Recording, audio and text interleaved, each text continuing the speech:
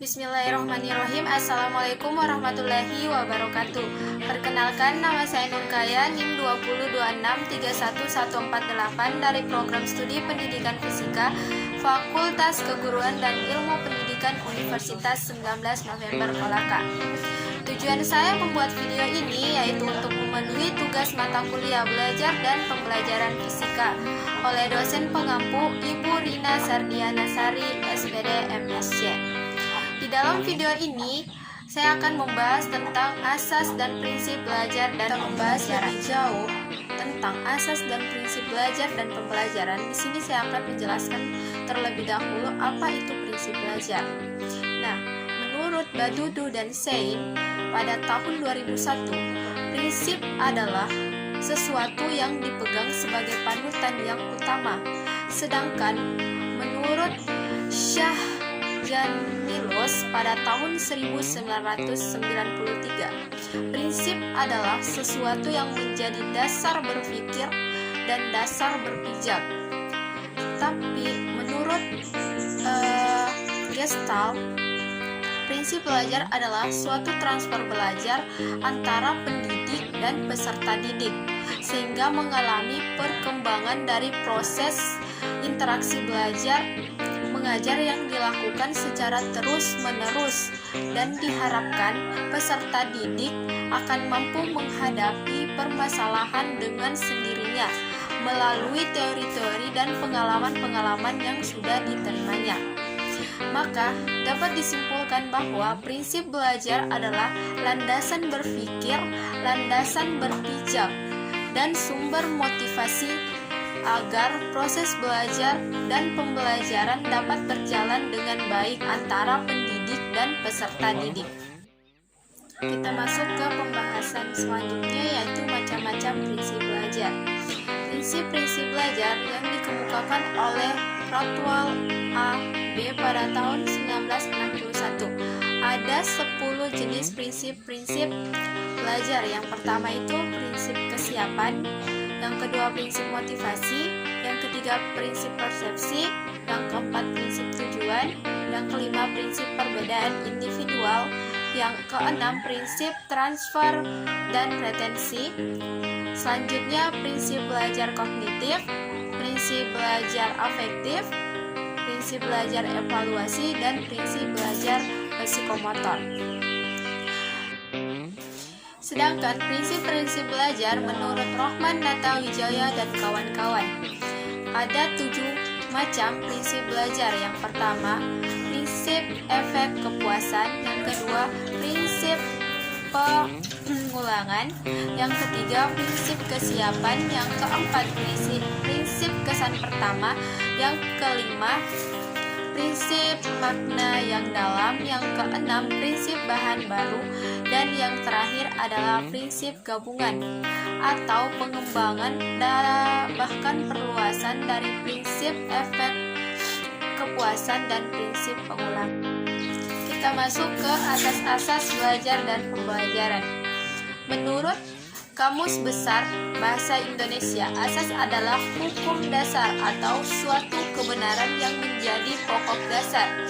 Sedangkan prinsip adalah asas atau dasar yang dijadikan pokok berpikir, bertindak, dan sebagainya. Maka dapat disimpulkan bahwa asas dan prinsip ini adalah satu hal yang sama karena menjadi pokok dasar baik dalam kita berpikir maupun bertindak.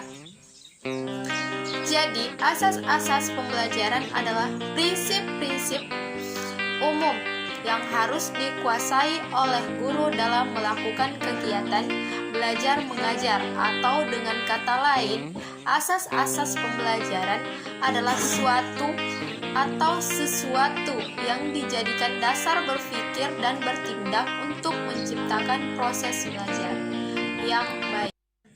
Kita masuk ke asas-asas belajar dan pembelajaran. Menurut Kamus Besar Bahasa Indonesia, asas adalah hukum dasar atau suatu kebenaran yang menjadi pokok dasar. Sedangkan prinsip adalah asas atau dasar yang dijadikan pokok berpikir, bertindak, dan sebagainya.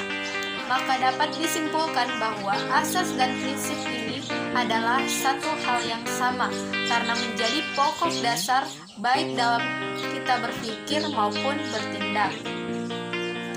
Jadi, asas-asas pembelajaran adalah prinsip-prinsip umum yang harus dikuasai oleh guru dalam melakukan kegiatan belajar mengajar, atau dengan kata lain, asas-asas pembelajaran adalah sesuatu yang dijadikan dasar berpikir dan bertindak untuk menciptakan proses belajar yang baik. Pembahasan selanjutnya yaitu macam-macam asas pembelajaran. Asas-asas pembelajaran terdiri dari 6 macam. Yang pertama itu peragaan. Di sini peragaan adalah suatu cara yang dilakukan oleh guru dengan maksud memberikan kejelasan secara realita terhadap pesan yang disampaikan, sehingga dapat dimengerti dan dipahami oleh para siswa. Asas yang kedua yaitu minat dan perhatian. Minat dan perhatian merupakan gejala jiwa yang selalu berkaitan. Seseorang yang berminat dalam belajar akan timbul perhatiannya terhadap pelajaran tersebut. Adapun asas yang ketiga yaitu motivasi, di mana motivasi adalah dorongan bagi seseorang untuk kekuatan melakukan sesuatu dengan penuh semangat. Nah, motivasi ini sangat penting dalam proses pembelajaran karena siswa didorong untuk melakukan sesuatu dengan penuh semangat. Yang keempat adalah asas apersepsi, di mana apersepsi ini adalah bersatunya memori yang lama dengan memori yang baru pada saat tertentu. Yang kelima adalah asas kolerasi dan konsentrasi. Kolerasi adalah hubungan antara mata pelajaran yang satu dengan mata pelajaran yang lainnya, yang berfungsi untuk menguatkan pengetahuan yang dimiliki oleh siswa. Dan asas yang terakhir yaitu asas kooperasi. Asas kooperasi ini adalah konsep yang lebih luas meliputi semua jenis kerja kelompok, termasuk bentuk-bentuk yang dipimpin oleh guru atau diarahkan oleh guru. Nah, setelah kita mengetahui apa itu asas pembelajaran dan belajar, kita juga sudah mengetahui apa-apa saja prinsip belajar dan pembelajaran, apa-apa saja asas dari belajar dan pembelajaran. Nah, selanjutnya di sini kita akan membahas tentang penerapan asas dan prinsip belajar dan pembelajaran. Ada banyak sekali penerapan dari asas dan prinsip belajar dan pembelajaran. Yang pertama itu, penerapan dari asas dan prinsip belajar dan pembelajaran ialah pembelajaran untuk belajar isyarat. Yang kedua, pembelajaran stimulasi respon. Yang ketiga, pembelajaran untuk belajar rangkaian. Yang keempat, pembelajaran untuk belajar asosiasi verbal. Yang kelima, pembelajaran untuk belajar diskriminasi. Yang keenam, pembelajaran untuk belajar konsep. Yang ketujuh, pembelajaran untuk belajar aturan. Dan terakhir, pembelajaran untuk belajar memecahkan suatu permasalahan.